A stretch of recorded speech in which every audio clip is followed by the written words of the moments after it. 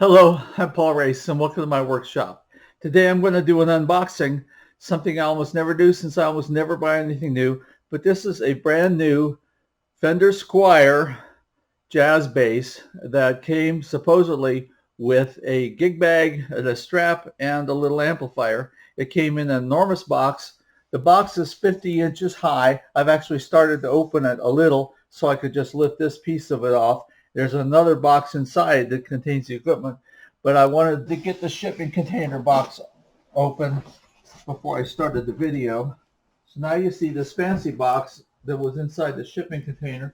The shipping container has all kinds of warnings about stacking it last because apparently they don't think this should be crushed. Within the shipping container is a box that has a picture of the bass guitar and some other things on it. I will bring that up eventually and show you.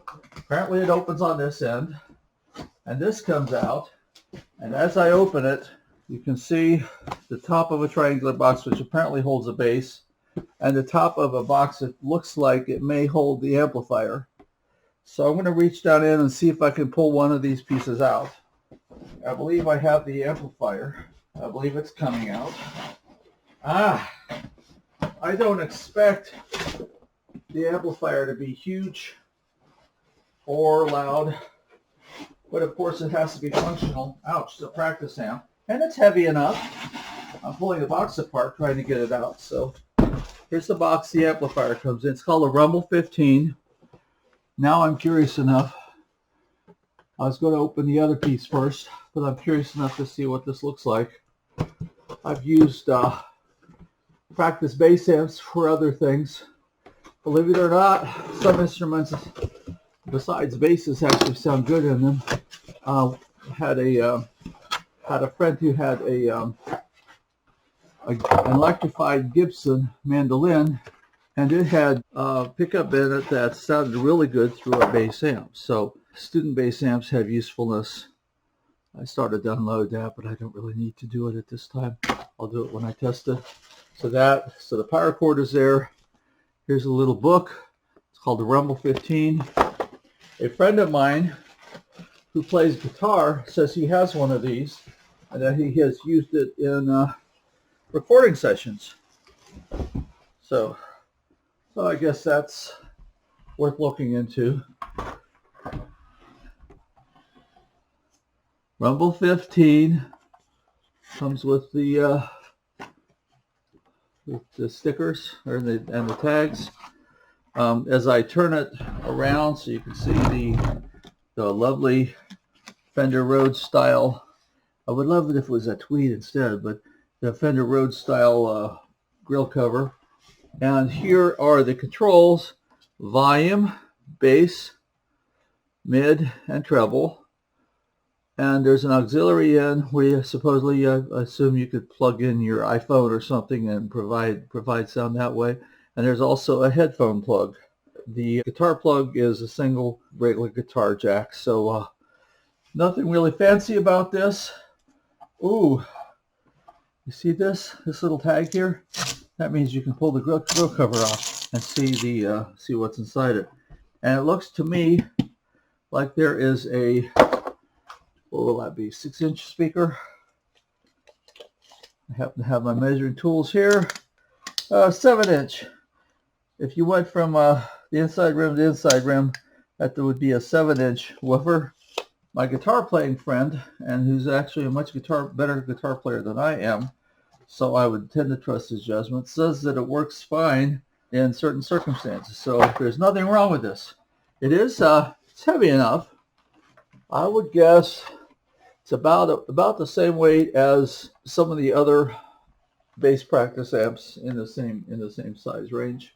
I'm not going to plug it in at the moment. I'm going to set it aside and see what else is here.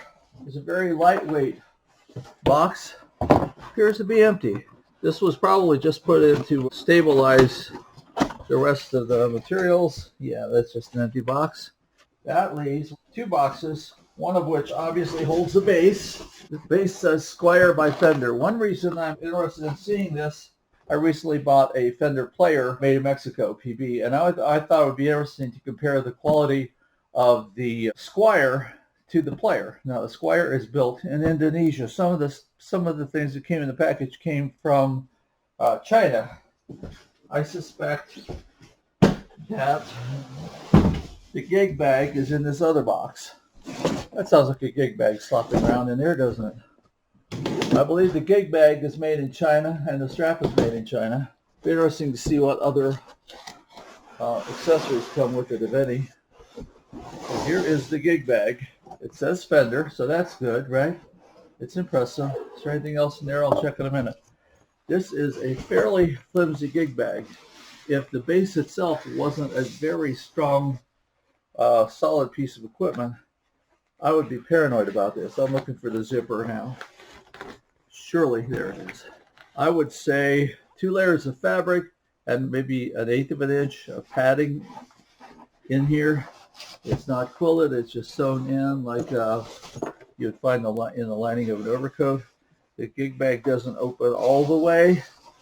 I would say that this is the kind of gig bag that is created to keep your instrument from getting dusty, and maybe to keep it from looking like it was just casually thrown around the room. That way you put it in a case that looks like you're taking care of it. If I was going to buy this guitar for a teenager, I would warn him not to use this to be throwing it in the trunk of the car or any such thing.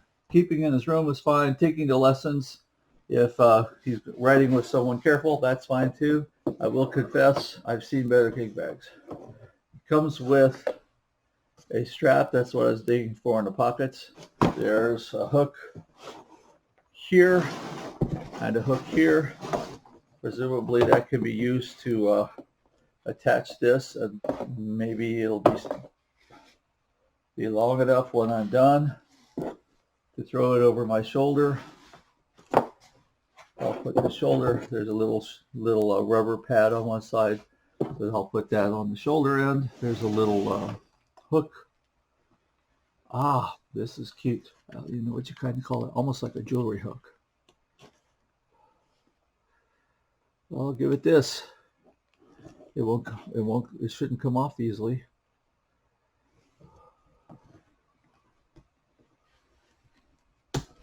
There, that end is on. I'm thinking this is sized for small people. That end is on. So, yeah, I suppose this would work for me. There, yeah, that would work. Might sit up high, but a lot of bass cases do have straps that make them sit up high. Is there anything else in here that I should worry about? There's a white box. My guess is this contains the bass strap. So let's see what it looks like. Oh, look at this. Here is a not so expensive cord. Let's see, what would the length of this be? I'm 6 foot, or approximately 6 foot tall, so it comes to here. I'm guessing that the cord is about 9 foot long. That's not bad. I've been in situations where they gave me cords shorter than that to work with. It's like they don't want you moving around the stage too much, I guess. But at least it'll work. And for to hook up to a practice amp in your bedroom, that's really all you need is a 9 foot cord. It is not. It is the kind where it's not going to be very reparable if it shorts out, but there it is. And it has a nice strap that says Fender. Outside of the word Fender on it, ooh, it's very thin. I have a $7 guitar strap here. It lists around $13 that I just took off another guitar. I'm going to hold it up to compare it to this strap. I would say this strap would be fine for an acoustic guitar. To have a strap that narrow for a bass guitar, you will experience shoulder fatigue pretty soon, I'm sure. But it does say Fender on it. So I wouldn't use this on a Strat. I don't think I would want to use this one for a long time on a jazz bass. But it is there. It does have a strap in it. It does have a cord in it. And it also has the little adjustment screw. The neck on these always comes way out of adjustment, so that's nice to have that handy. Here's my instruction booklet. Okay, I'm going to actually stuff this stuff back in a little box to keep it out of the way for now. So far I have 2 instruction books, one for the amp and one for the bass. I have a strap, I have a sort of a gig bag, and anything else in this box? No. I have a pretty cool box that is, it's actually very solid. The box is double corrugated. The shipping container is also double corrugated. I thought I'd check on that. So theoretically, it's fairly robust. It's interesting to me that the box for the flimsy gig bag and the cheap other things that go with it is double corrugated. It adds to the weight. I'm not sure those are things that you necessarily need to protect. Now here's the reason we're all here, and that is the Squire guitar, bass guitar. It's not taped shut, surprisingly. This came from Indonesia, and I ordered it through Musician's Friend on a stupid deal of the day. It comes in the same kind of box that Fender guitars tend to come in, this triangular box. And I have a free 3 months of online lessons if I want to redeem this coupon that comes with it. If I put all the ones I have from that together, I could probably get lessons for a year from somebody who probably plays bass about as well as I do. So maybe if I give this to a kid, he can get lessons. Okay, I'm taking the box bottom, I'm laying it aside. The head is wrapped in plastic to give it a little extra protection. I did order one with a maple neck. I am addicted to maple necks on Fenders. That is a personal issue that I probably should get counseling for at some point in time. There's little cards, serial number and stuff like that in here. It says, warning, if you live in California, this guitar could cause you cancer. Fortunately, I live in Ohio, so I'm going to assume that it will not cause me cancer. Okay, in terms of appearance, all the little tuners are wrapped in plastic to keep them from getting fingerprinted or whatever during manufacturing. That's a nice touch. The peg head is nice piece of wood. It has a nice grain to it. The neck of the guitar, it's a pretty piece of wood. Just a nice solid maple neck. It's what I ordered. That's what I got. The guitar is what they call a three-part sunburst. So you have this gold color, then you have this red color, and then you have this almost black color around it. It's called a 3-part sunburst. 3SB. There's a little there's plastic over this. Yeah, there's plastic over this pick too that can be pulled off. There's plastic obviously over these pieces of the pick guard and so on. It includes the sort of bridge that allows you to do microscopic adjustments to the intonation through, you saw the little Allen wrenches I had. There were 2 of them. One of them is very tiny, and you use that to adjust the height here of the strings as they cross the bridge. And in addition, you should be able to bring each of these separate bridge components in or out to adjust the intonation. And why isn't it set up completely in the factory? Well, one reason is that where these go, intonation is affected by how high the strings are off the neck. If the strings are off the neck very far, they stretch more than if they're really close to the neck. So that'll have an effect on the intonation of this part of the bridge. There's a little tiny adjustment here to adjust that.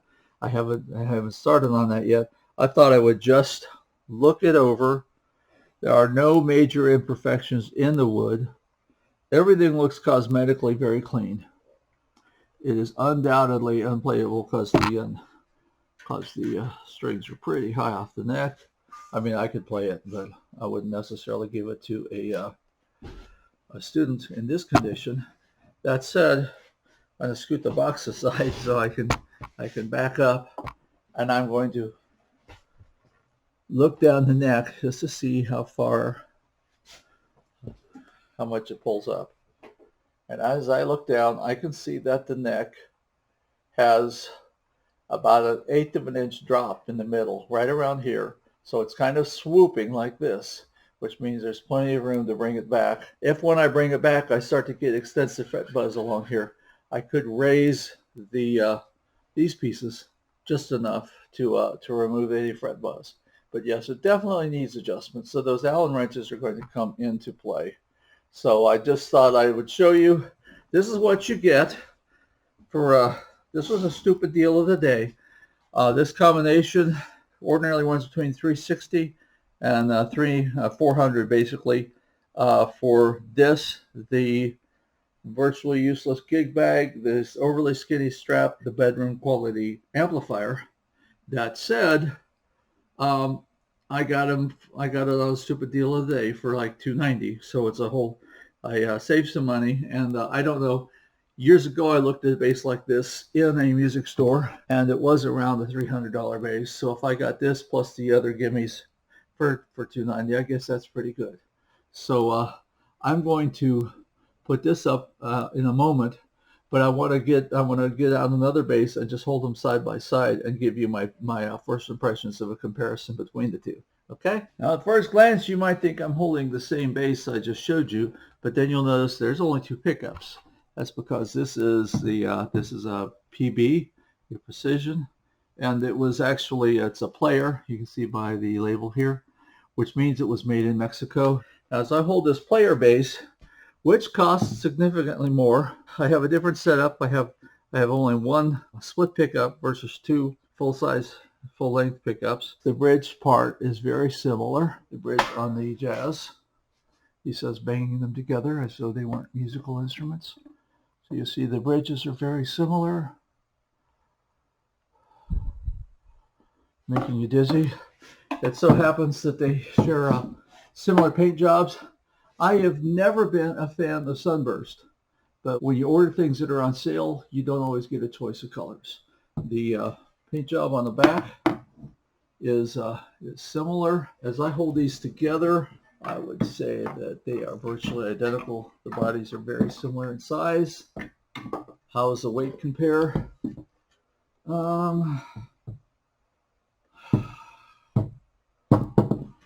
Anything, the player might be a little bit heavier, but it'll only be by a couple ounces, I would think.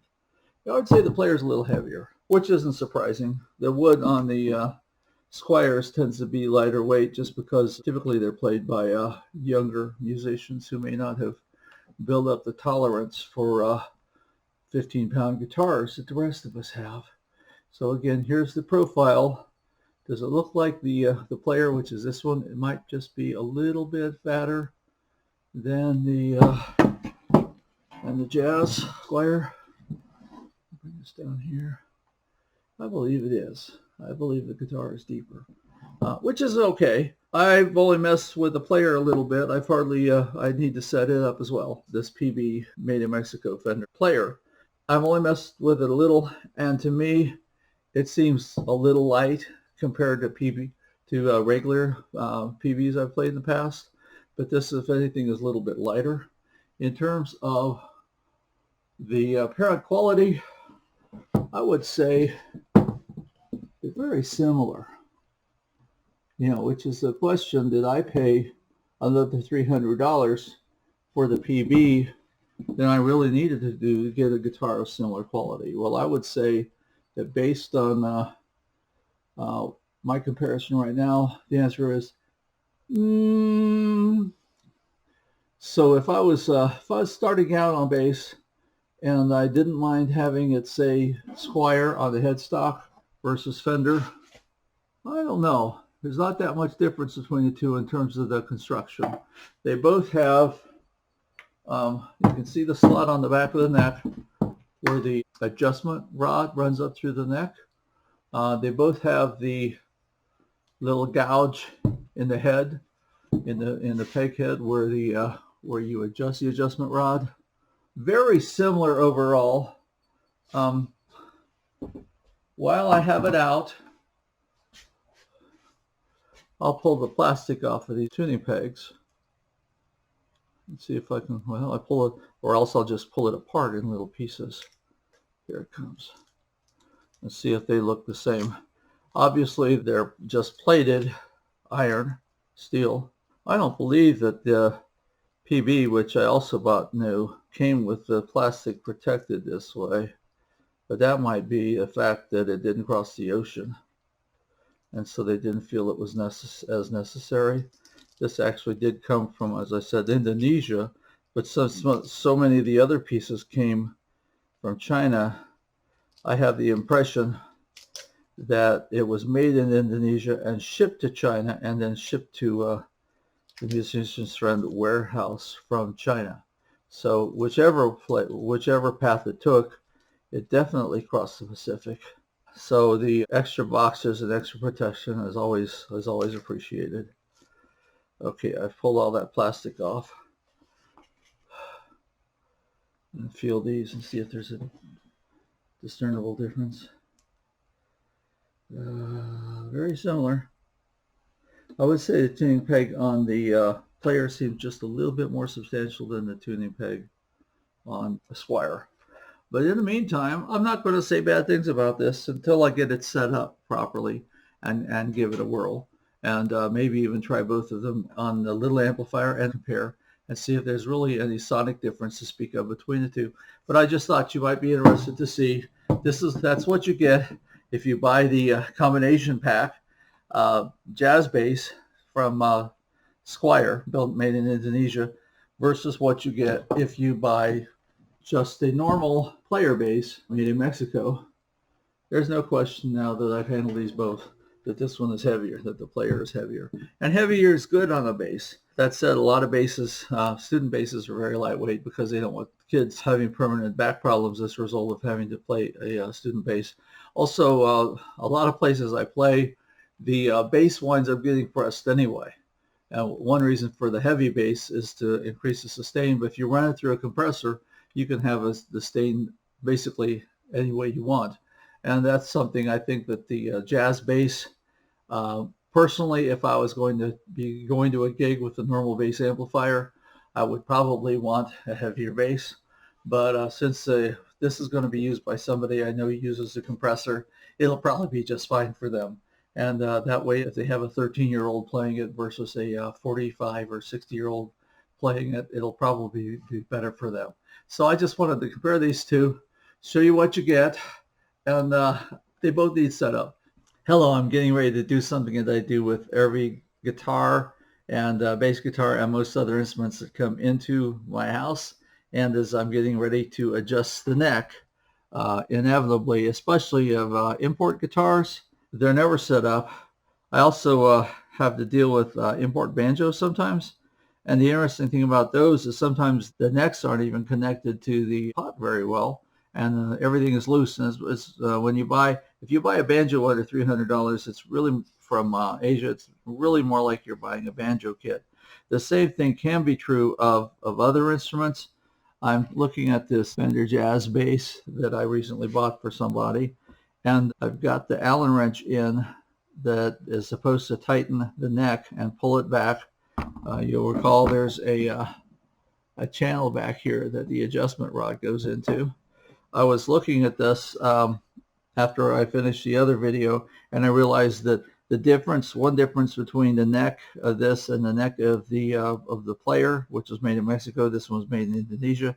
The neck of the player has glossy finish, like the better Fenders do.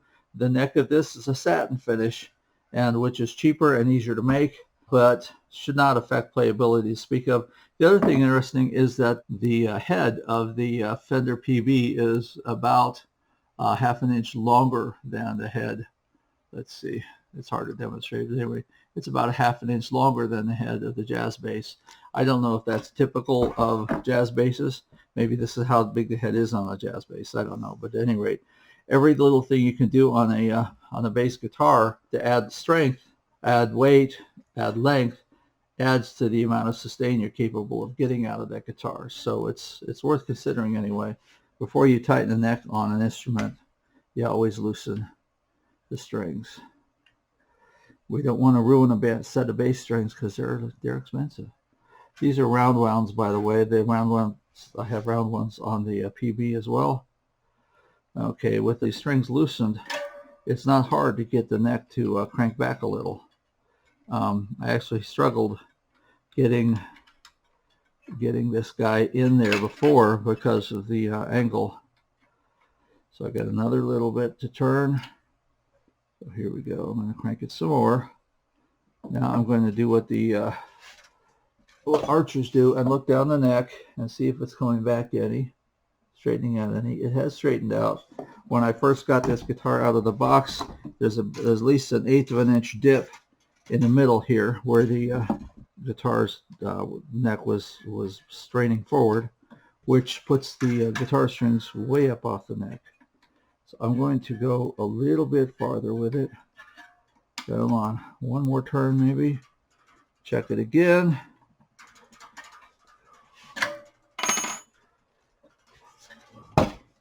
Now once I tighten it up, the neck will still tend to dip a little, but I want to get it reasonably straight before I tighten the strings and check it out again. So I sighted down the neck. It seems reasonably straight. I'm going to pull it back just a little more, I think, and see if that does the job. Okay, so I have tightened the neck about 2/3 of a turn, I would guess. Okay, now I'm going to do something that most bass players wouldn't ordinarily do, and that is turn on the keyboard that I have cleverly hidden in my workshop, in my workbench, and tune the guitar up to that. Again, it's not plugged in, that's okay. E, A,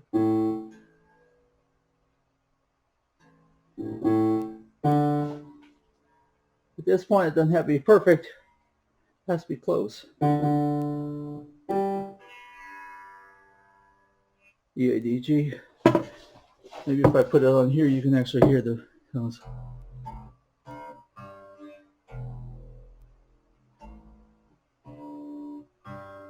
As it's using the table as an amplifier. Okay, so now they have tightened the adjustment rod about 2/3 of a turn. The strings down here are still not exactly where I would like them, but I'm going to look down the neck and see how much that pressure pulled them. Okay, yeah, I can see once I tighten the strings up again, it pulled the neck up a little.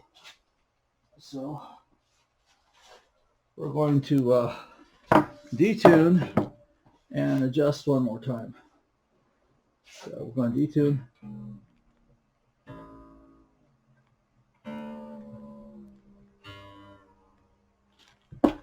When Fender Leo invented the bass guitar, he did a lot of people a favor, because dragging a full-size bass was interesting. You look at some of the early rock and roll players, and their bass player was playing an upright. It was a whole lot easier to play, to drag around. Come on. Okay, I'm going to do another. I'm going to do this twice. And the worst thing that can happen is I get fret buzz from taking it too far. So one more time. That should be close to where it needs to be. Move the piano back. We're going to go to E.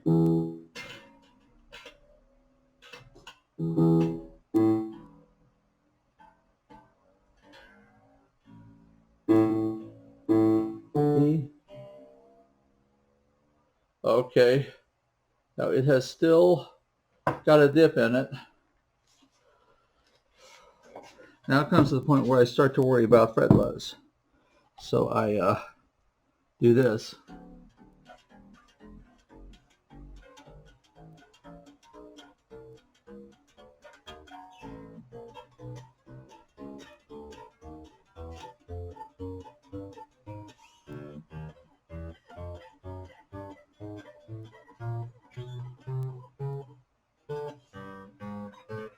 No fret buzz yet. Alrighty, you know what that means? Since there's still a little lip in the neck, means I'm going to tighten some more. So you get the general idea. I don't think I need to. We'll cut some of this out, but in the meantime, hopefully it will help people who've just gotten one of these to figure out how to make it playable. When I tell people that Asian guitars are not musical instruments until you set them up, they don't believe me.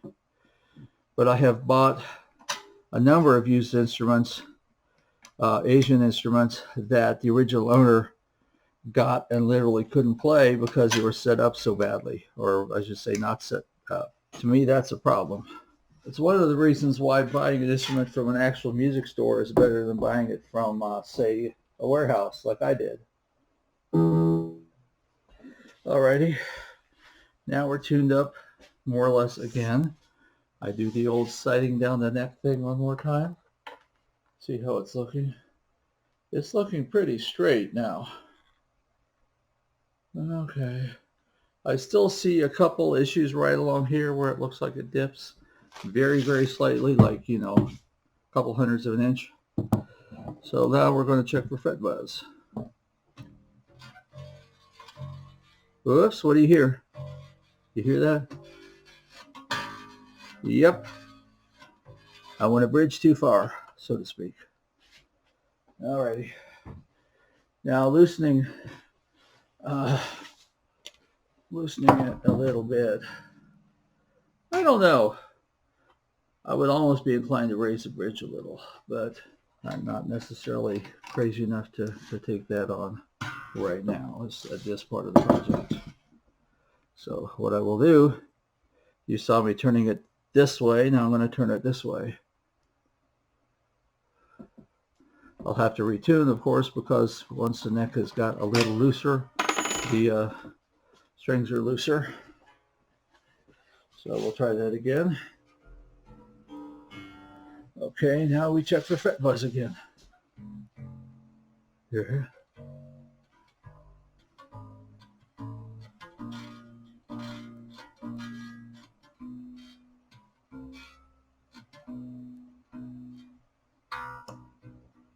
If I pick this regularly, will I get fret buzz?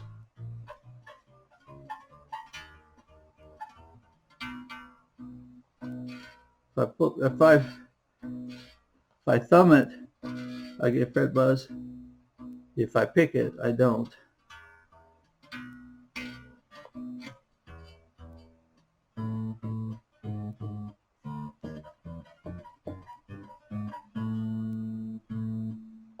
How's the action?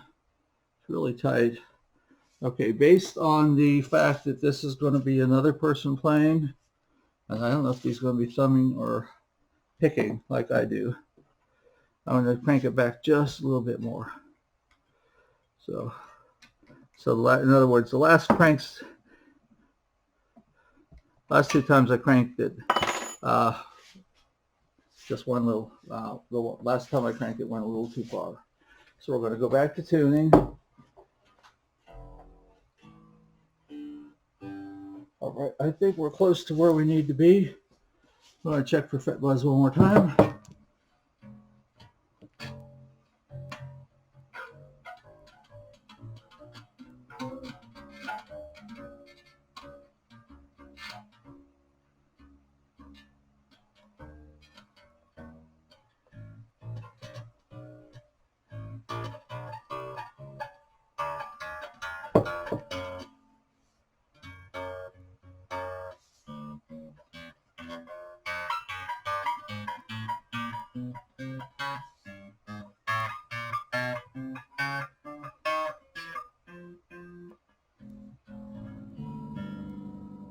I think we're pretty good.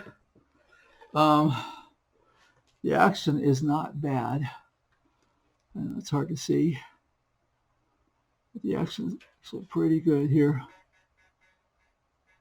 If somebody had made this at a gig, I wouldn't be upset. I could play it. I could get something out of it. Again, it's a little lightweight for what I'm used to playing. My favorite bass was a PVT-4 40, which weighed like another 15 pounds more than this.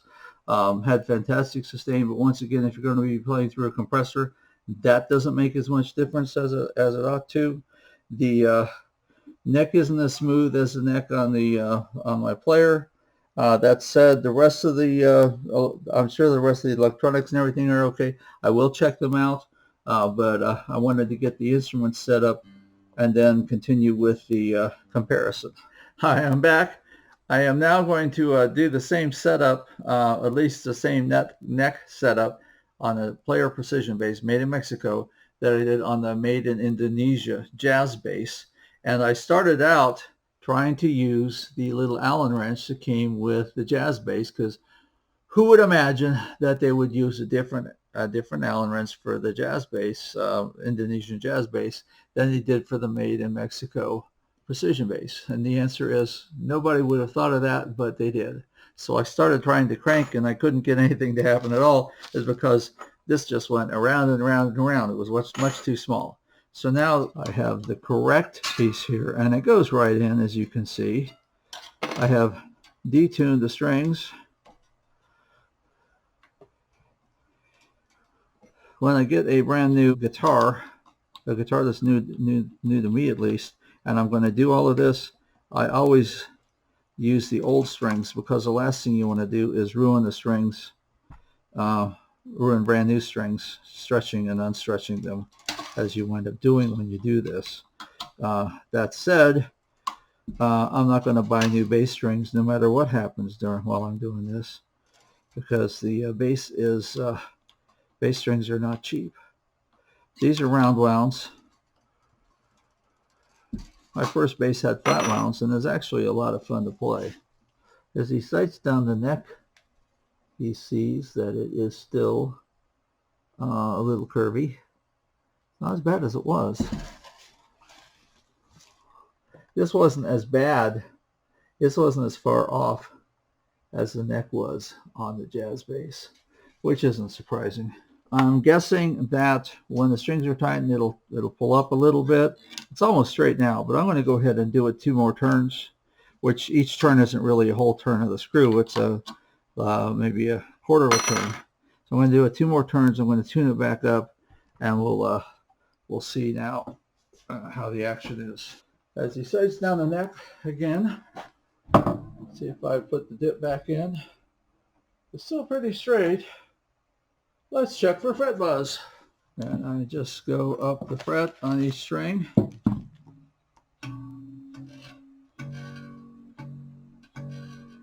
Now hear that? If I thumb it, I get a little tiny bit of buzz. If I pick it, which I almost always do, I don't. So since I'm the player on this, we're going to call it. And somebody else picks this up who thumbs a bass, they may have an issue with it. That said, I think I'm safe on that score, and I'm going to hook up the little toy amplifier. I'm sorry, the student amplifier that came with the Jazz bass. I'm playing both into it and just see if we can discern a discernible difference in sound. I'm back, and I'm comparing an Indonesian-built Squire bass with a Mexican-built P bass. And I just wanted to run them both through the little amplifier that came with the Squire bass. These came in a package.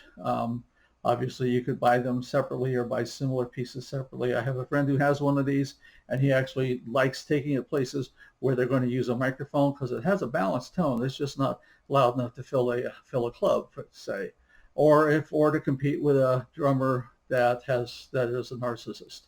So I will say, I'm more satisfied with this than I expected to be. It's one of the best little practice amps I've ever heard, and it has a good range of tone. That said, it also produces some nice, almost subsonic bass frequencies. And the reason I have this turned down so much in this demo is that it overdrives the microphone that I'm using for this recording. So that's one reason why I've come back to this. We had a great demo, and I was having fun with the basses, and then it sounded like crap when I played it back, because the bass, this little amp, kept overdriving my microphone. I'm not saying that that's the problem of the microphone or the amp. It's a problem with the fact that I have to do this now because this bass is going away tonight, and this is going to be the closest thing to a comparison that I get. As a result, the bass amp is turned down. You won't hear the full volume of it, but you can tell it has a nice tone. I have the bass turned out about 2/3 of the way, turned up about 2/3 of the way.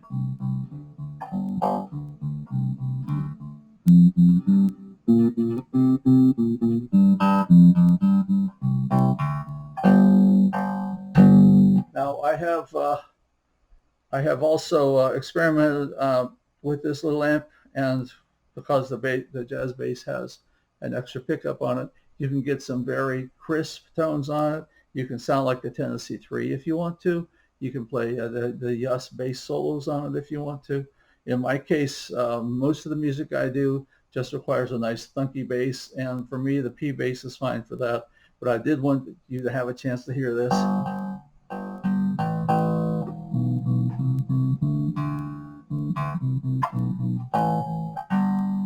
Hopefully that won't overdrive the microphone. The other thing that I noticed in putting this strap on is that it is too short. See how high it sits on me? I'd prefer to have my bass sitting down a few inches.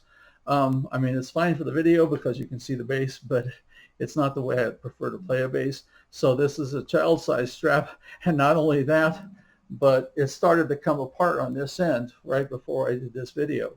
So I would say the first thing you want to do is replace the strap with a better strap. The second thing might be to replace the cord.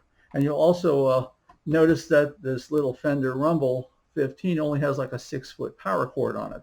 Now the advantage of the setup with this is that it uses the old computer cords with the funky 3 prongs, and they've been around since the 70s. So it's not hard to find a 15-foot version of that. To me, 6 foot is short even for a practice amp, because there's a lot of houses where 6 foot doesn't really give you much choice where to set the amplifier. And you don't necessarily need to have it across the room for wherever you're sitting to play. So I would recommend looking for a new power cord. That should be real easy to find. I would recommend considering a better guitar cord setup for this. And I would certainly recommend changing out this port strap. Again, if it was for a kid, it would fit them okay, but they're not. The strap isn't very well made. It's not very wide. It would put a lot of strain on the shoulder. So if you have a friend who has one of these and they're using this strap, I have a great idea for a Christmas present for them. You'll notice I still left the tags on, and that's because the people I'm giving it to want to see it as new. It's better than new because I adjusted the neck. And one of the other things I want to show you real quick is something about intonation on these. You look at this thing. See how each string crosses the bridge at a different place, and this is all adjustable. And you wonder why that is. Well, it's because theoretically the distance between the octave and the nut up here should be exactly equivalent to the distance between the octave and where it crosses the bridge. But when you press the string down, even with good action, when you press the string down, it stretches it just a little. And so to make up for that, you have this adjustment down here. I haven't tweaked that yet. I always prefer to let the guitar kind of settle into the new neck setup before I mess with it too much. But one way you can check the intonation is that you hold your finger very loosely over the 12th fret and play that note without fretting it. Just play that note. It's called an overtone, and then actually fret it and play that note. See, now it's fretted. That's the overtone. You can hear you're a couple cents off. So technically it needs a little bit of work down there. The A. It's a little bit sharp. So theoretically, this little roller here that the A is crossing could come down, you know, 1/8 of an inch or so, and that would adjust the intonation for that. I just wanted to show you that real quick before I put this back in the case and get out the P bass for a similar comparison. Again, you're not going to hear them going through a whole volume because the setup I have is is limited, and I don't have time to change it before I have to get rid of this bass tonight and hand it off to the people it's for.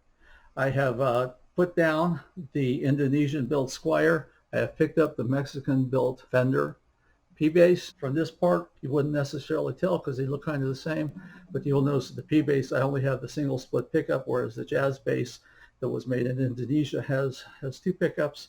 The Jazz bass will have a broader range of tone than the PB because of that extra pickup. That said, the tones that the PB produces, the low bass tones that I pretty much use on 90% of the time I'm playing bass, the P bass is just fine for that. This has about the same sound through the Rumble 15 as the other one does.